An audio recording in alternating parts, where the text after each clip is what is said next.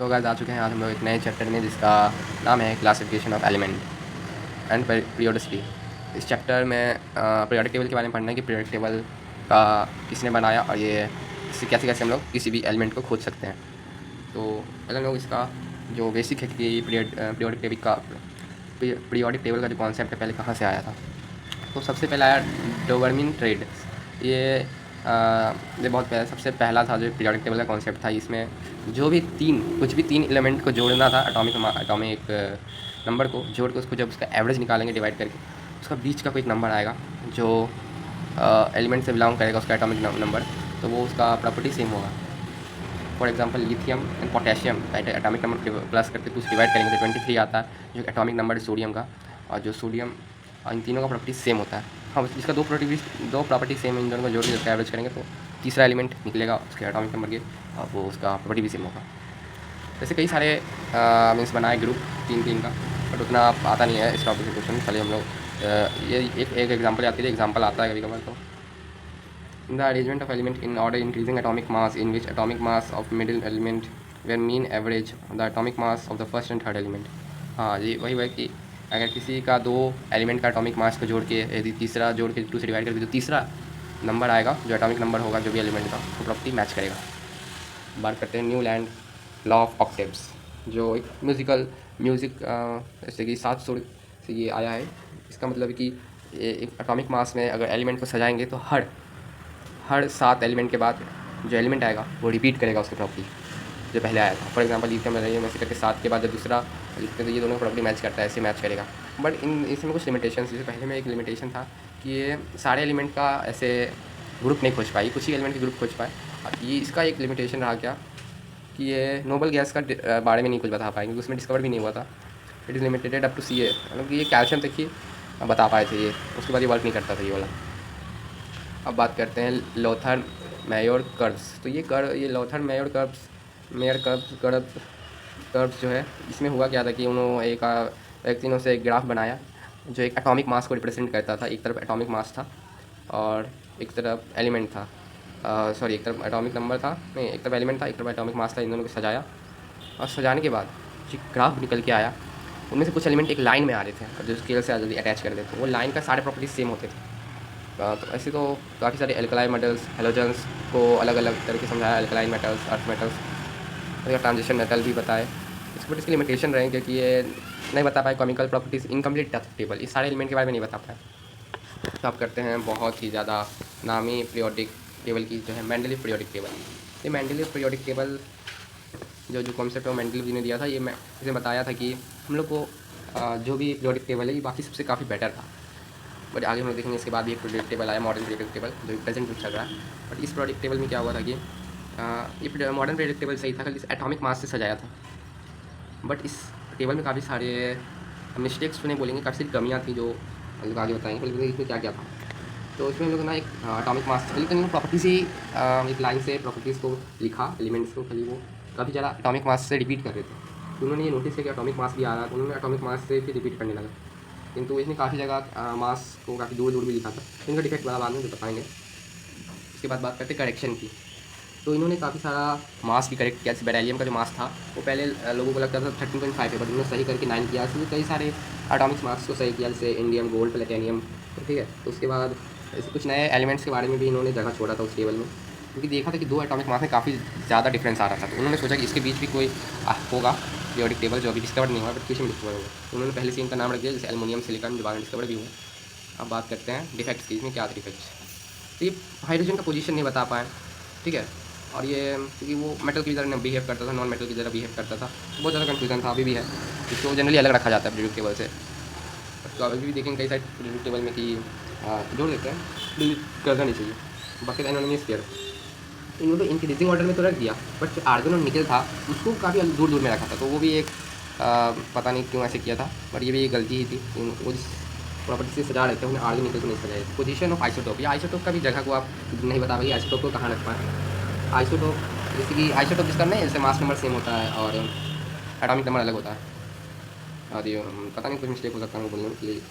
हाँ वही, तो अगर हाइड्रोजन का मास सेम है और मास से सजा रहे हैं तो उनको तो एक सीक्वेंस में सारे हाइड्रोजन को सजाना चाहिए। उन्होंने वैसा नहीं किया, उन्होंने एक ही हाइड्रोजन को रखा जिसको खाली उन्होंने हाइड्रोजन के अलग अलग मासेज 1 2 3 के बारे में नहीं बताया कि कहाँ रख सकते हैं। अब बात करते हैं कुछ और सिमिलर एलिमेंट थे जो सेपरेटेड और डिससिमिलर को साथ कर दिया, मतलब कि कुछ प्रॉपर्टीज़ जो अलग अलग थी उन्हें भी साथ में रख दिया, जो जैसे उन्होंने बताया था वैसे गलत किया, उन्हें साथ नहीं रखना चाहिए था, उनकी प्रॉपर्टी से दी अलग थी। तो उन्होंने लैंथेनाइड और एसिटेनाइड के भी पोजीशन थे, वो भी अच्छा से नहीं बता पाए कि क्या है पोजीशन।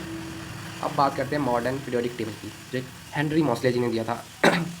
इसका कॉन्सेप्ट क्या था कि उन्होंने एक तरफ एटॉमिक मास से एक ग्राफ बनाया, ठीक है, और एक एटॉमिक नंबर से ग्राफ बनाया। तो उन्होंने दोनों ग्राफ को कंपेयर किया, तो देखा कि ये स्ट्रेट लाइन ग्राफ है कि कर्व जैसे है। देखा कि भाई साहब ये तो काफ़ी ज़्यादा मैच कर रहे हैं, तो ये तो काफ़ी ज़्यादा प्रॉपर्टीज मैच कर रहे हैं एलिमेंट से। तो उन्होंने सोचा कि अब हम लोग एटॉमिक मास से नहीं एटॉमिक नंबर से सजाएंगे एलिमेंट को। फिर उन्होंने एटॉमिक नंबर से एलिमेंट को सजाया। उस तरह उन्होंने उस पीरियोडिक टेबल को 4 ब्लॉक में ये किया, मीन्स 4 ब्लॉक्स में अलग अलग डिवाइड किया। यदि उन 4 ब्लॉक्स को हम लोग डिवाइड करेंगे, उन लोग एक नया, जैसे कि हम लोग देखेंगे तो ये पूरा ब्लॉक पी ब्लॉक है, ये पूरा डी ब्लॉक है, और जो ये है ब्लू कलर का ये वाला ये एस ब्लॉक है, और नीचे वाला एफ ब्लॉक है। ये 4 ब्लॉक्स बनाए। ब्लॉक्स बनाने का भी मेन मकसद था कि इन लोग की प्रॉपर्टीज़ काफ़ी जगह सिमिलर्स थे, और एक तरह से अलग अलग ये लोग पहचान सकते हैं हम लोग एलिमेंट की कौन से ब्लॉक का है। फर्स्ट बात करते हैं एस ब्लॉक की। तो एस ब्लॉक में क्या था कि हम लोग ग्रुप 1 से लेकर 2 को ही कंसीडर करते हैं फर्स्ट ब्लॉक में। हाँ, पहले बता देते हैं कि ऊपर से नीचे आते हैं उन्हें ब्लॉक्स कहते हैं, ग्रुप्स कहते हैं, सॉरी ब्लॉक्स को कहते हैं। तो यहाँ से यहाँ ग्रुप्स हैं, हाँ, इनको ऊपर से नीचे को ग्रुप्स कहते हैं। तो 18 ग्रुप्स और 7 ब्लॉक्स, 7 पीरियड्स से, सॉरी 7 पीरियड्स, ब्लॉक्स आगे, ब्लॉक्स तो यही है ना, एस ब्लॉक डी ब्लॉक। तो हम लोग कोई भी एलिमेंट पता कर सकते हैं ये कौन से ब्लॉक का एलिमेंट है। हम लोग उसका इलेक्ट्रॉनिक कंसंट्रेशन अभी लिखेंगे, जो हमने चैप्टर 2 में पढ़ा था, जैसे 1s2 2s3 2p6 3s1। तो ये लास्ट जिसमें गिरेगा एस में, टी में, डी में, वही उसको रिप्रेजेंट करेगा कि कौन सा ब्लॉक का है। इसमें गिरा है तो जो सोडियम है वो एस का ब्लॉक है, मीन्स एस ब्लॉक का है, और कैल्शियम का लास्ट में एस में गिरता है, ये भी एस ब्लॉक का है। बट ऐसी बात नहीं कि इसके सब एक्यूरेट था, कुछ एक्सेप्शंस भी थे कि ब्लॉक्स में। पहला एक्सेप्शन था हीलियम का, जो हीलियम का जो लास्ट कंसंट्रेशन था वो पी में गिरता है, पी में नहीं गिरता, सॉरी इसी में भी गिरता है कि ये एस में गिरता है, बट ये पी का ब्लॉक है। उसी तरह हाइड्रोजन का जो है, हाइड्रोजन जो होता है उसका तो अलग ही कहानी है, ठीक है। ऐसे ऐसे ब्लॉक्स, और जो हाइड्रोजन का है ये लास्ट इलेक्ट्रॉनिक कंसंट्रेशन एस में गिरता है, एस में गिरता है ना। फिर भी इस पर काफ़ी सारे कि इसके ज़्यादा बिहेवियर दिखाया था पी ब्लॉक जैसे, इसमें काफ़ी ज़्यादा कन्फ्यूज़न है। ये 2 कुछ एक्सेप्शंस थे। अब बात करते हैं पी ब्लॉक की, तो पी ब्लॉक भी कुछ वैसा ही है, पी में गिरा तो पी में, डी में गिरा तो डी में, एफ में गिरा तो एफ में, उसके कुछ एग्जाम्पल्स हैं, ठीक है। और इसमें एक्सेप्शन से हीलियम, जैसे जानवी करता ही बताया, और हाइड्रोजन। अब बात करते हैं कुछ तो इसे फार्मूलाज की, फार्मूलाज नहीं कहेंगे, या पीरियड्स को कैसे पहचान सकते हैं, तो आप ब्लॉक्स को कैसे पहचान सकते हैं। ब्लॉक्स का तो मैंने बताया ये भी कि कौन सा लास्ट है, और आपका ग्रुप्स को पहचानने का थोड़ा अलग ही मीन्स कॉन्सेप्ट है, क्योंकि ग्रुप्स को ना वर्टिकल कॉलम्स में होता है। पीरियड्स को निकालने का है, जो भी एलिमेंट, जो भी शेल नंबर, जितने शेल्स है, जैसे 2 शेल्स है, सेकंड शेल है, सेकंड शेल तक लास्ट है उसका, तो सेकंड शेल का सेकंड पीरियड का वो आदमी है। तो इसी तरह जो जैसे सोडियम है, इसके इलेक्ट्रॉनिक कंसंट्रेशन में लास्ट के दो शेल्स हैं, पी के 2 शेल्स हैं, तो फॉर इसके लिए ये सेकंड शेल का मेंबर हो गया। ये कुछ ऐसा है, ठीक है। जो लास्ट शेल होगा एलिमेंट का वो डिसाइड करेगा कौन सा पीरियड का है। और एक चीज़, जैसे कि हम लोग नीचे जाते जाएंगे तो हम लोग इसका पीरियोडिक से, इसमें हम लोग 2 जोड़ देंगे तो लिथियम आ जाएगा, में 8 जोड़ देंगे तो नोडियम है 8, और तो पोटेशियम, रेडियम, सीजियम, फ्रांशियम, ऐसे करके जोड़ने का एक सीक्वेंस है। मैजिक नंबर कैसे 288 18 18 32, ये कुछ मैजिक नंबर से जो आपको जानना ज़रूरी है। मैजिक नंबर से भी आप काफ़ी सारे क्वेश्चन को सॉल्व कर सकते हो। अब बात करते हैं, जैसे जो पहला पीरियड होता है इसको वेरी शॉर्ट बोलते हैं, सेकेंड वाले को शॉर्ट कहते हैं, ठीक है। थर्ड वाले को लॉन्ग, इसको वेरी लॉन्ग कहते हैं, 7 पीरियड को। तो ये थोड़ा सा बेसिक चीज़ था। और ग्रुप्स की बात करते हैं तो एक वर्टिकल कॉलम होता है, 18 वर्टिकल कॉलम्स है जैसे कि है, उन्हीं को ग्रुप्स कहा जाता है, ठीक है, जो ऊपर से नीचे आते हैं, ठीक है। और जो एस और पी ब्लॉक को यदि मिक्स कर देंगे तो वो रिप्रेजेंटेटिव एलिमेंट और ट्रांजिशन एलिमेंट भी कह सकते हैं, होते हैं, ठीक है। और ग्रुप 3 से लेकर 12 तक को ट्रांजिशन एलिमेंट कहते हैं, वो तो रिप्रेजेंटेटिव हो गया। ट्रांजिशन एलिमेंट 3 से 12 आते हैं, जो डी ब्लॉक में आता है ना, वो सब। ये राइट, ये नॉन मेटल भी हो सकते हैं, मेटल भी हो सकती है, इनका कोई ट्रेंड्स फॉलो नहीं करते हैं, ठीक है। इनका प्रॉपर्टीज़ का अलग ही मीन्स सोचा है कि भाई जब कोई भी प्रॉपर्टीज़ फॉलो करते हैं, कभी मेटल की कर लिए, कभी नॉन मेटल की कर लिए। बाकी ग्रुप 1 में केवल एल्कलाई मेटल्स आते हैं, ओनली एल्कलाई। सेकंड में एल्कलाई अर्थ मेटल आते हैं, अर्थ मेटल लेयर से आता है, जो भी ऑक्साइड बनाता है, ठीक है। जो देखो जो अर्थ से निकलता है वो अल्कला अर्थ अल्कलाइन मेटल, नाम ही से पता चला अर्थ से निकलता है। 11 से लेकर 12 तक कॉइन एज मेटल, मतलब कॉइन एज को इससे ज़्यादातर कॉइन्स बनते थे, जैसे कि कॉपर, जिंक वगैरह, ठीक है। और ग्रुप 14 तो एकदम कार्बन से ही है, कार्बन बोलो या कार्बन बोल सकते हो, ठीक है, क्योंकि कार्बन से बने हुए हैं, कार्बन का अलग ही रुतबा है। और ग्रुप 16 को ना कैल्कोजेंस, कैल्कोजेंस बहुत बोला जाता है, जो कैल्कोजेंस जैसे ऑक्सीजन हो गया आपका, ऑक्सीजन, सल्फर, ये सब वगैरह कैल्कोजन में आता है, और अमोनियम। और ग्रुप 17 में क्या होता है, यहाँ भी कैल्कोजेंस से ये हेलोजेंस आएंगे। हेलोजेंस मतलब जो सॉल्ट प्रोड्यूसर से, जिससे सॉल्ट निकलता है जनरली, ठीक है। अब भाई सॉल्ट किससे निकलता है, तो सॉल्ट फॉर एग्जांपल एफ से, टंग फ्लोरीन से, क्लोरीन से, सबसे सॉल्ट बनता है जनरली, ये सॉल्ट प्रोड्यूसर से करते हैं। और ग्रुप 18 तो पूरा noble gas, inert gas, ideal gas, कुछ भी बोलो, सब एक ही चीज़ है। अब बात करते हैं पीरियड्स की। तो नंबर ऑफ़ शेल्स जो होता है कोई भी आइटम्स का, वो एक पीरियड डिसाइड करता है, तो उसका लास्ट शेल कौन सा, ये फर्स्ट शेल है, तो 3 शेल्स हैं, तो ये अब इसका तीसरा पीरियड होगा कुछ इस तरह से, ठीक है। इसको मैंने ऊपर ही बताया था एक पीरियड का, इससे आप लास्ट का भी बता सकते हो, ये सेकंड में गिरा है तो ये सेकंड चल का है, ठीक है। इसको शेल से भी कर सकते हैं, लास्ट का स्ट्रक्चर जहाँ गिरा उससे भी कर सकते हैं, जैसे आपका हेल्प हो। और ये कुछ ग्रुप ऑफ एलिमेंट्स है। ग्रुप ऑफ एलिमेंट्स क्या होता है, जैसे नंबर ऑफ वैलेंसी जो होता है वो ग्रुप्स के इक्वल है, जिसका वैलेंसी 1 है वो ग्रुप 1 का है, 2 है तो 2 का है, 3 का है, 13 का है, 4 का है, 14 का है, 5 का है, 15 का, 6 का, 16 का, 17 का, 17 का, ठीक है। बट इनमें से भी कुछ एक्सेप्शंस हैं। फॉर एग्जाम्पल, एक्सेप्शंस तो नहीं बोलेंगे, एक्सेप्शंस नहीं है शायद, और एक्सेप्शंस नहीं है, तो ये कुछ थे ग्रुप्स जिसको आप बैलेंसी से खोज सकते हो, ये तो याद करने वाली चीज़ है, ठीक है। अब बोले कि 8 तक क्यों, उसके आगे क्यों नहीं है, तो उसके आगे भी है, खाली आपको 10 ऐड करना पड़ेगा, ठीक है। 10 ऐड करने पर भी ग्रुप आ जाएगा। हाँ, ये सब 10 ऐड करके ही आया है पहली बार। तो लेट्स सी, आगे देखते हैं हम लोग क्या है। अब बात करते हैं कुछ ट्रेंड्स। तो ट्रेंड्स क्या क्या थे, trends of modern periodic table. जो 2 से 3 जो थे पीरियड्स के, उनका वैलेंस इलेक्ट्रॉन जो होता है वो इंक्रीज़ होता रहता था फ्रॉम 1 to 8, 1 से लेके 8 तक। मतलब कि जो 2 से लेके 3 तक जो है वो, जैसे कि आप इधर से आप साइड जाते जाओगे, तो पहला ग्रुप से 8 ग्रुप तक, तो वैलेंसी जो होगा वो बढ़ते जाएगा, इधर से जाओगे तो घटते जाएगा, अब बीच में जो है 0 हो जाएगा। 0 तो नहीं होगा, इधर से बढ़ते जाएगा, इधर से घटते जाएगा, यही तो यहाँ लिखा है, ठीक है। बढ़ेगा, घटेगा तो मैं आगे बताऊँगा। 0 हो गया, फिर से नेगेटिव में चल जाएगा, देखो 1 + 3 4 0, फिर नेगेटिव में हुआ -1 -2, ऐसे नेगेटिव में चल जाएगा उसके बाद।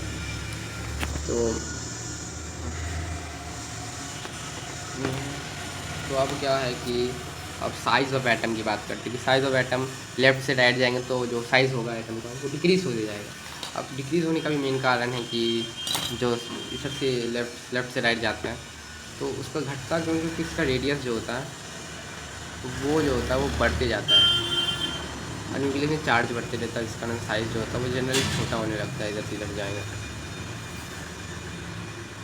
लेफ़्ट से राइट। और जो टेंडेंसी होता है, जो increase after most left nucleus attraction, increase size will also decrease. Attraction बढ़ेगा तो साइज़ घटेगा, सिंपल बात है, तो अट्रैक्शन भी बढ़ेगा, लेफ्ट से राइट जाएंगे। टेंडेंसी होगा लूज इलेक्ट्रॉन का, वो घटेगा, सॉरी घटेगा नहीं, the size is small and attraction increase, so left to right tendency increase. मतलब लेफ्ट टू राइट जाएंगे तो टेंडेंसी होगा वो इंक्रीज़ होगा डोनेट करने का, ठीक है। बट एक सेकेंड, लेफ़्ट टू राइट जाएंगे तो नॉन मेटल बनेगा, नॉन मेटल जो लूज़ होगा ना, टेंडेंसी ऑफ लूज़ इलेक्ट्रॉन है, यहाँ लूज़ होगा, टेंडेंसी ऑफ लूज़, ठीक है। लूज़ करने का जो इलेक्ट्रॉन है साइज़ घटेगा, अट्रैक्शन इंक्रीज़ होगा, जो लेफ़्ट टू राइट होगा वो टेंडेंसी डेफिनेटली वो डिक्रीज़ होना चाहिए, सॉरी डिक्रीज़ होगा, ठीक है। और जो गेन इलेक्ट्रॉन है लेफ़्ट टू राइट वो इंक्रीज़ होगा, गेन इलेक्ट्रॉन, ये टेंडेंसी घट रहा है, मतलब इलेक्ट्रॉन उसको चाहिए, इलेक्ट्रॉन चाहिए तो गेन के लिए बढ़ेगा। और मेटालिक कैरेक्टर क्या होगा, घटेगा, लेफ्ट से राइट जाएंगे तो। नॉन मेटेलिक तो बढ़ेगा, सिंपल बात है। और ये एक्टिविटी क्या होता है, वो वैलेंसी के इन्वर्सली प्रोपोर्शनल होता है। तो वैलेंसी रिएक्टिविटी हम लोग जाएंगे तो लेफ्ट टू राइट जैसे जैसे जाएंगे तो हम लोग एसिडिक की ओर जाएंगे। एसिडिक जाएंगे तो क्या होगा, रिएक्टिविटी बढ़ेगा।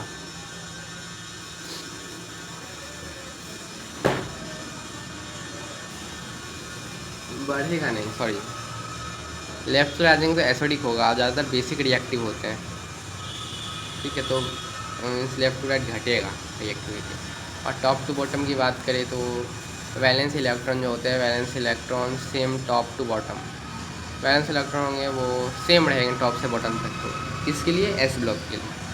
और वैलेंसी होंगे वो सबके सेम होंगे, वैलेंस है तो वैलेंस भी सेम होगा। और साइज़ जो एटम होगा, साइज़ ऑफ एटम, तो टॉप टू बॉटम इंक्रीज़ होगा, मीन्स ऊपर से नीचे आएंगे तो इंक्रीज़ होगा एटम का साइज़। और जब लूज ऑफ इलेक्ट्रॉन होगा ना, वो भी इंक्रीज होगा। नीचे जाएंगे तो साइज़ बढ़ेगा, साइज़ बढ़ेगा तो क्या होगा, इलेक्ट्रॉन्स लास्ट ऑर्बिट में बढ़ेंगे, लास्ट ऑर्बिट में इलेक्ट्रॉन्स बढ़ेंगे तो वो लोग को डोनेट करना चाहेंगे, सिंपल बात है। और गेन इलेक्ट्रॉन डिक्रीज़ होगा, लूज इलेक्ट्रॉन बढ़ रहा है तो गेन इलेक्ट्रॉन कम होगा।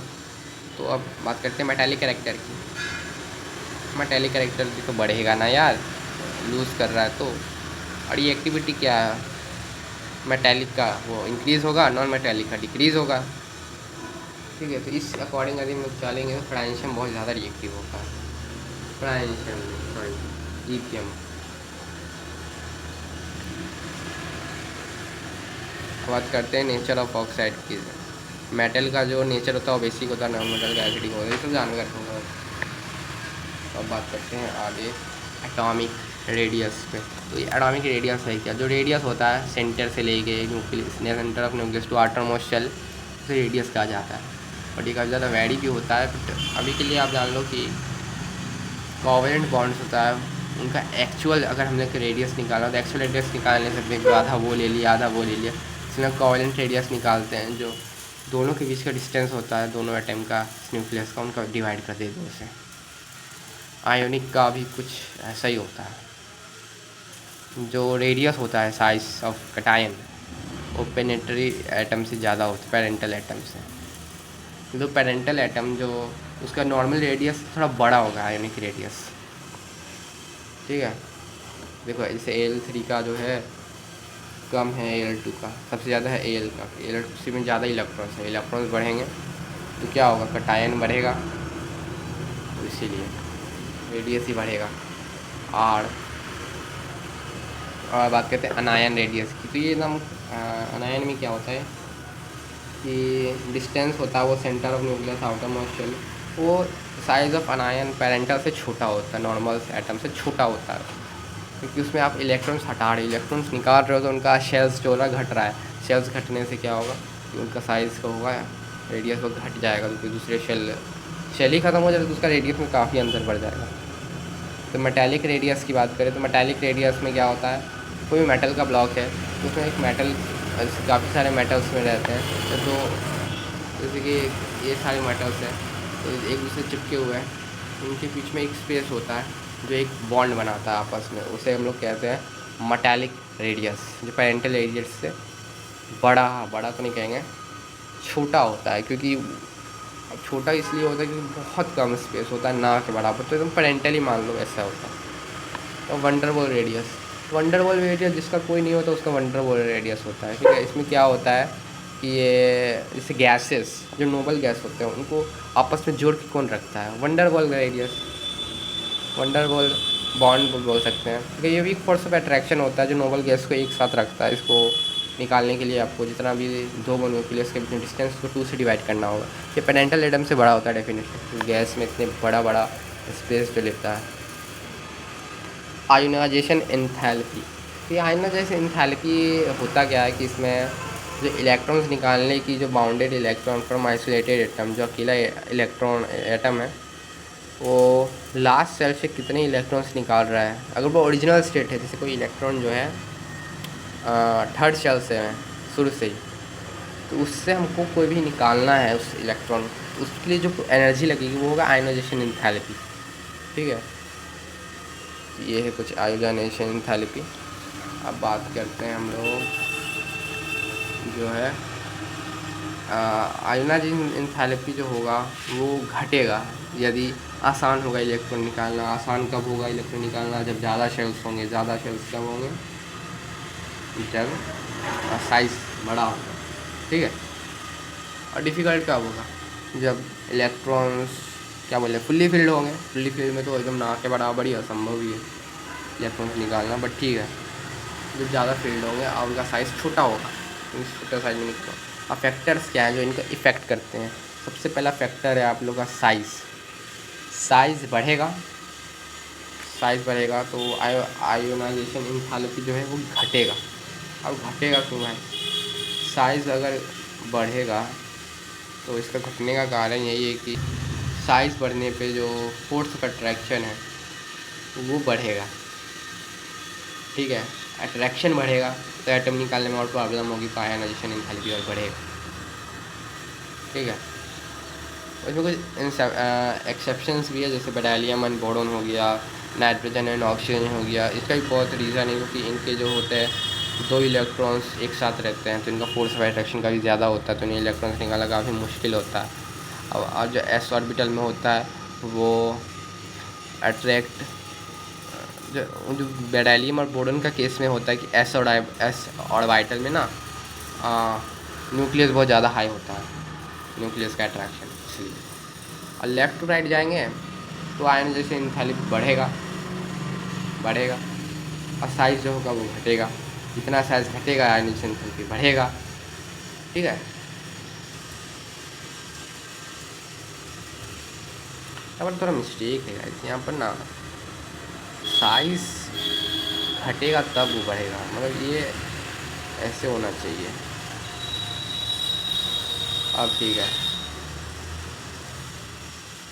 तो आप राइट टू लेफ़्ट जाएंगे तो वो आयोनाइजेशन एंथैल्पी जो है वो घटेगा। अरे भाई इसी का उल्टा हो रहा है और क्या। और नोट का पॉइंट यहाँ क्या है कि L प्लस जो है वो इलेक्ट्रॉन्स यदि ऐड करेंगे तो आयोनाइजेशन एंथैल्पी जो होगा वो घटेगा, क्योंकि आयन्स ऐड कर रहे हैं ना, तो एंथैल्पी तो निकालना आसान हो गया, डालें तो इलेक्ट्रॉन। अब बात करते हैं इलेक्ट्रॉनिक कन्फिग्रेशन की। जो half and fully filled orbitals होते हैं आयोनाइजेशन एंथैल्पी और ज़्यादा होते हैं। जो मेटालिक जो हाफ फील्ड होता है ना उनका आयोनाइजेशन एंथैल्पी बहुत, फुल्ली फील्ड और हाफ फील्ड, ठीक है। जनरली फुल्ली फील्ड ही पहले ज़्यादा, मेटल का सबसे कम होता है, नॉन मेटल का ज़्यादा होता है, नोबल गैस का तो और ज़्यादा होता है, ठीक है। और shielding effect of screening effect, ये थोड़ा सा समझने वाला टॉपिक है। इसमें होता क्या है कि न्यूक्लियस से जो इलेक्ट्रॉन सबसे दूर होता है, ठीक है, वो आपस में रिपल्शन होता है। दो इलेक्ट्रॉन से भी लास्ट शेल में तो वो रिपल ज़्यादा करेंगे, तो उनको शील्डिंग इफेक्ट कहते हैं, कितना रिपल कर रहा है। शील्डिंग इफेक्ट ज़्यादा होगा तो साइज़ ज़्यादा होगा और इलेक्ट्रॉनिक कम होगा, तो ये देख लीजिएगा थोड़ा। और सबसे ज़्यादा एस में होता है, उसके बाद पी में होता है, उसका डी में होता है, उसका एफ में होता है। एस में इसलिए होता है क्योंकि एस में काफ़ी ज़्यादा नज़दीक है और इलेक्ट्रॉन्स अलग ही अपना फोर्स लगा रहे हैं। अब पेनिट्रेटिंग इफेक्ट इसी का उल्टा होता है। आउटर मोस्ट शेल में जितना न्यूक्लियस जो है से अट्रैक्शन है इसका ज़्यादा है, तो सबसे ज़्यादा अट्रैक्शन जो होता है उसका भी एसी का होता है। इसका ही होता है, शील्डिंग एस का होता है, इसका भी एस का ही होता है। तो नज़दीक है ना, नज़दीक जितना उतना पावरफुल। इलेक्ट्रॉनिक गेन एंथैल्पी, तो इसमें क्या होता है कि एनर्जी कितना रिलीज़ हो रहा है यदि इलेक्ट्रॉन जो होता है उसको लेने पर कितना एनर्जी बढ़ रहा है इन स्टैंडर्ड कंडीशन, ठीक है। स्टेबिलिटी से एनर्जी कितना रिलीज़ होगा वो स्टेबिलिटी से डायरेक्टली प्रोपोर्शनल होता है। और इसका एक्सेप्शंस है oxygen and fluorine and scandium and chlorine, ये oxygen and fluorine, scandium and chlorine. इलेक्ट्रोमोड लेफ़्ट टू राइट जाएंगे तो नेगेटिविटी होगा वो बढ़ेगा, और नीचे ऊपर से नीचे जाएंगे तो इलेक्ट्रोनेगेटिविटी घटेगा। तो ये कुछ टॉपिक्स थे, अभी लगभग खत्म होने वाला है चैप्टर। तो अब बात करते हैं इलेक्ट्रॉन गेन एंथैल्पी कब मोर नेगेटिव होगा, जब वो गेन करेगा इलेक्ट्रॉन, रेडी होगा गेन करने के लिए। और ये जब रेडी नहीं होगा तब जो मोर पॉजिटिव होगा। नॉन मेटल में ये नेगेटिव होता है, मेटल में पॉजिटिव होता है। इलेक्ट्रोनेगेटिव जो होता है इलेक्ट्रॉन गेन एंथैल्पी वो मोर नेगेटिव होता है जब इसी होता है इलेक्ट्रॉन निकालना, जब हार्ड होता है जब ये पॉजिटिव होता है। इनके फैक्टर से साइज़ बढ़ेगा तो ये भी बढ़ेगा। यदि इसका साइज़ बढ़ेगा तो इलेक्ट्रॉन गैन इंथैल्पी होगा, वो घट भी सकता है बढ़ भी सकता है अकॉर्डिंग टू दैट, ठीक है। अब वो घटने में वही है। लेफ़्ट टू राइट जो होता है वो मोड नेगेटिव होते जाते रहता है, और टॉप टू बॉटम और वो मोड नेगेटिव तो नहीं, हम लोग पढ़े तो होते हैं कि ऊपर से नीचे, ऊपर जाने से बढ़ रहा है तो ऊपर से नीचे जाने से ऊपर से नीचे जा रहे हैं। लेफ़्ट टू राइट यदि घट रहा है, ठीक है, तो नीचे आने पर जो इलेक्ट्रॉन गैन इंथैल्पी होता है ऊपर जाने से, नीचे से ऊपर, ऊपर से नीचे घटेगा, ठीक है, टॉप टू बॉटम घटेगा, सॉरी मिस्टेक है। शील्डिंग इफेक्ट क्या होता है कि शील्डिंग इफेक्ट बढ़ेगा तो साइज़ भी बढ़ेगा and electron gain enthalpy negative होगा। तो याद करने का पेनिट्रेटिंग इफेक्ट इसका एकदम अपोजिट है, ये मोड नेगेटिव होगा, ये लेस नेगेटिव का मोड नेगेटिव होगा फाइनल देख लीजिएगा।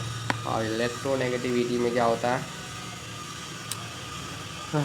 तो इसमें होता ही है कि एबिलिटी होता है वो अट्रैक्ट ऑफ शेयरिंग इलेक्ट्रॉन, इसी को कहते हैं इलेक्ट्रोनेगेटिविटी। कितना अट्रैक्ट कर सकता है इलेक्ट्रॉन, इसको एफिनिटी से भी रिप्रेजेंट कर सकते हैं, एफिनिटी ऑफ द इलेक्ट्रॉन। इसका वैल्यू होता है 0 to 5, ठीक है। इसको फ्लोरीन के हिसाब से ना, फ्लोरीन का 4 है उसी का हिसाब से नापा जाता है, जो फिक्स मेजरमेंट नहीं, ठीक है। इस इलेक्ट्रोगैनथैलेपी और इलेक्ट्रोनेगेटिविटी में अंतर क्या है, तो ये जो होता है वो रिलीज बने इलेक्ट्रॉन गेन करता है, ये जब इसका तो है गेन करने का पावर, ये वैल्यू इसका ऐसा यूनिट है जूल पर मोल, इसका कोई यूनिट ही नहीं है। इसको 0 to 5 से नापा जाता है, ये मोड पॉजिटिव मोड नेगेटिव होता है। ये जो होता है इसमें एक्सेप्शन है फ्लोरीन और फ्लोरीन का जो इलेक्ट्रोगैनथैलेपी बहुत कम होता है, बट फ्लोरीन का ज़्यादा होता है, फ्लोरीन का ज़्यादा होता है, क्लोरीन का कम होता है। ये कुछ है और कुछ पीरियोडिक टेबल के बारे में बता देते हैं। पीरियोडिक टेबल में क्या है, सब कुछ तो बता ही दिया वैसे, पर ठीक है। और जैसे कि अब S is equal to valence electron, जैसे कोई भी वैलेंसी का लास्ट में जितना इलेक्ट्रॉन है लास्ट ऑर्बिटल में, वही उसका ग्रुप डिसाइड करेगा कि कौन सा ग्रुप का है। यदि 1 है तो 1 आएगा, इसी तरह 1 है तो वो S ब्लॉक का है, वही बोलने का मतलब, ठीक है। 1 आएगा या तो 2 आएगा, ये दोनों साथ आएंगे। अब P ब्लॉक निकालना है तो 10 से जोड़ देना जितना number of electron, valence shell. इससे इसके कंडीशन में जो वैलेंस शेल 1 2 3 4 5 है, 5 में 10 जोड़ो 15 हो गया, तो P शेल निकल गया। और D शेल को यदि निकालना है तो ऐड कर दो लास्ट का वैलेंस शेल का इलेक्ट्रॉन, फिर से इसका लास्ट का वैलेंस से 2 और 1 2 1 जोड़ दिए 3 आ गया, तो ग्रुप पता चल जाता है, ठीक है। तो ये कुछ तरीके से निकालने के। और अब बात करते हैं इसको, एल्कलाइन मेटल है, ये एल्कलाइन मेटल से, ये तो मैंने बताया ही था, ठीक है। यहाँ इस पूरे को ट्रांजिशन मेटल कहते हैं, ठीक है, 3 to 12 को। और इन सबका अलग ही है बिहेवियर, जो नोबल गैस है ना, तो नोबल गैस के अकॉर्डिंग इसको रखा गया है, इसमें कोई एक्सेप्शन भी है, इसलिए हीलियम है। हीलियम को यहाँ नहीं होना चाहिए था, नोबल गैस से इसलिए इधर रखा है। इसको जनरली इसका लास्ट का कॉन्फ़िगरेशन में 251 और 2p6 के बीच में ही आता है, इसका NS1 और NS2, ठीक है। और इन सब का, हाँ, यदि ऊपर से नीचे जाएंगे तो साइज़ और रेडियस जो होगा वो इंक्रीज़ होगा, और जो metals and size and radius increase होगा, और मेटेलिक बिहेवियर भी इंक्रीज़ होगा क्योंकि नंबर ऑफ़ शेल्स बढ़ेंगे, ठीक है। अब बिना शेल्स बढ़ेंगे तो साइज़ भी बढ़ेगा। नॉन मेटल है वो नॉन मेटल बढ़ेगा और डिक्रीज़ होगा नंबर ऑफ़ शेल्स, और साइज़ होगा रेडियस का वो भी घटेगा, साइज़ एंड रेडियस, ठीक है। ये कैल्कोजेंस होते हैं, ये हेलोजेंस होते हैं, ये तो बताया ही था, ठीक है। ये लोग मोर स्टेबल होते हैं, ये नोबल गैस मोर स्टेबल, और ये क्लोज टू गैस का वैलेंस पूरा क्लोज होता है, बहुत हार्ड है इनको अलग करना इलेक्ट्रॉनिक्स में से। और उसमें क्या था, और छोटे मोटे टॉपिक हैं, उनमें से एक है आप लोगों का ब्लॉक। हाँ, तो ये एक चार्ट है, इसको आप याद कर सकते हैं, यदि इधर सीधा जाएगा तो बढ़ेगा आयोनाइजेशन, इधर जाएगा तो बढ़ेगा, ऊपर जाएगा तो ये बढ़ेगा, ये बढ़ेगा, ये घटेगा, वो बढ़ेगा। तो यही बहुत इंपॉर्टेंट चीज़ याद कर लीजिएगा। अब बात करते हैं periodic trends in chemical properties. जो पीरियोडिक ट्रेंड्स नहीं, पीरियोडिसिटी तो बताइए ट्रेंड के बारे में। तो ये क्या होता है कि ऑक्सीडाइजेशन स्टेट निकालने के, ऑक्सीडेशन स्टेट कैसे निकाल सकते हैं। जैसे H2O है तो H और O2 में से कौन ज़्यादा अट्रैक्ट हो रहा है, H या O, कौन ज़्यादा अट्रैक्ट कर रहा है। जैसे क्या इलेक्ट्रॉन गेन एंथैल्पी है एक तरह से। जैसे जिसका इलेक्ट्रॉन गेन एंथैल्पी ज़्यादा नेगेटिव होगा उसका इलेक्ट्रॉन वो नेगेटिव, जिसका इलेक्ट्रॉन नेगेटिविटी ज़्यादा होगा ना वही उसका ऑक्सीडाइजेशन स्टेट जो होगा वो नेगेटिव होगा, और बच गया वो ऑक्सीडाइजेशन स्टेट पे प्लस होगा। और इसका वैलेंसी भी वीक हो सकते हैं। जैसे इसका वैलेंसी 1 है तो इसका ग्रुप होगा 1, ये हाँ इसका 2 है तो 2 2 2, और 3 है तो 3 3 है ग्रुप, तो 13 10 जोड़ दिया, 10 10 जोड़ के, ठीक है। तो ये कुछ है, इसको आप याद कर सकते हो, और कुछ नहीं है। और हाँ एक चीज़ और, कुछ डायगनल्स होते हैं, जैसे कि दो एलिमेंट के बीच में एक डायगनल जैसे ऐसे लाइन के पार देंगे पीरियोडिक टेबल में, कि दोनों मेटल्स को जो उनका प्रॉपर्टी सेम है, तो उन्हें दूर दूर रखा गया डायगनली, क्योंकि उनको वैसे ही सेट हो रहा था उनका mass, atomic mass number, atomic numbers. जैसे कि lithium and magnesium in diagonal relation से जोड़ा गया अब बेरिलियम और एल्युमिनियम को, ठीक है। ये कुछ क्वेश्चन है। और पीरियोडिसिटी, हाँ ये भाई रिएक्टिविटी के ऊपर है कि ऊपर से नीचे जाएंगे तो रिएक्टिविटी बढ़ेगा कि घटेगा, ऊपर से नीचे जाएगा तो ये डेफिनेटली देखो, अब एसिडिक होता है उसका रेडिएशन ज़्यादा होता है, ठीक है, उनके कहने का बात नहीं है, फिर भी बता देते हैं। नीचे से ऊपर जाएगा तो रिएक्टिविटी बढ़ेगा, नीचे जाएगा तो घटेगा, और लेफ़्ट टू राइट जाएगा तब भी घटेगा, ठीक है। इस वीडियो को यही ख़त्म करते हैं, सब कुछ तो बता ही दिया है मैंने। मिलेंगे इसके नेक्स्ट वीडियो में, बाय।